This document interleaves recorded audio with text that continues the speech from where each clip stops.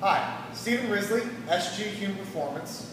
Normally, I talk to you about techniques that you can put into using a kettlebell fairly easily. Last time we just talked about turning the elbow to pack the shoulder instead of just turning the hand. What I want to talk to you today is a little different. There is a lot more to using a kettlebell or any other weighted implement than just specific techniques for specific exercises. There's a really large mental game to implementing your will onto an inanimate object and getting it to do what you want. So to kind of break this down a little bit, I want to talk first about consistency. The reason for consistency is, while we're always striving for perfection, we're not going to reach it. We're never going to get to that point where we have perfect, flawless technique. And understanding that is where the consistency comes in. We use consistency to make the error that we make, the technical flaw, a part of the way that we lift, as opposed to a great hindrance. There are a number of lifters throughout history that have done amazing feats of strength while not being technically flawless or even close to it, because they made the same mistakes every time, and it just became a part of the way they lift.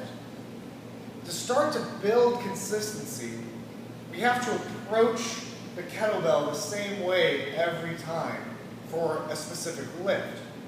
So let's take the two-arm swing. Pretty simple exercise, right? Now, when you approach the kettlebell, do you approach the same way every time? Do you stand above the kettlebell, look down, step back with the left leg, then the right leg, maybe hike up the pants and grab the bell? Or do you just do whatever is on your mind that day? So you come from one side, maybe you grab it, pull it back, maybe left leg, right leg.